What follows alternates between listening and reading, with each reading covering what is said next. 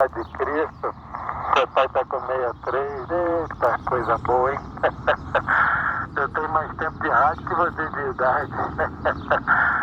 Mas é bacana, viu, ô Felipe? Um abraço ao seu pai, viu? Um abraço ao seu pai aí. Que regularidade comigo aí, né? Só falta ser mesmo dia, o meu é dia 12, viu? O meu é dia 12 de fevereiro, hein? Eita doido.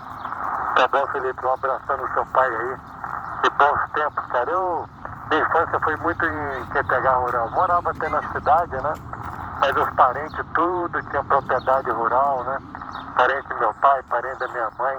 Então dava férias do colégio e quando não ia pra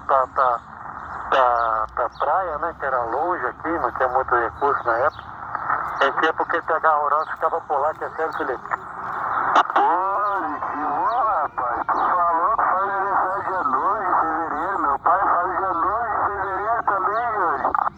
O meu é 12, primo segundo, 12, ok, Felipe?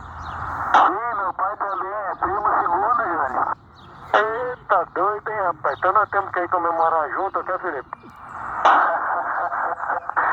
Positivo, meu amigo. Eu vou ter que jogar na Mega Sena, viu, Júnior? É um lindo QSO aí, ó, do Jânio Taperuna, prima região. Parabéns, Jânio. Tô te corujando aqui na praça com uma antena de polo. Parabéns, Felipe. Bonito QSO aqui por Camaquã, Terceira, Rio Grande do Sul. Tá bom. Eu fiquei rindo aqui dando risada, viu, Júnior?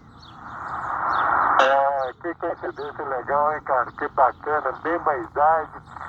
Data de nascimento exatamente igual, né? 12 de 2 de 61. Muito legal. Dá um abração no seu pai. Eu não tenho mais o meu, né? Já faz 10 anos que eu perdi o meu. Ele estaria agora com 94, né? Perdi ele, tava com 92, perdão, estaria com 92. Eu perdi ele, tinha 82, hein? 82.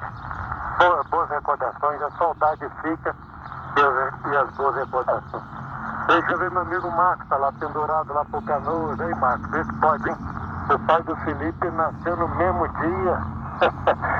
Dia, mês e ano, que é sério, Marcos?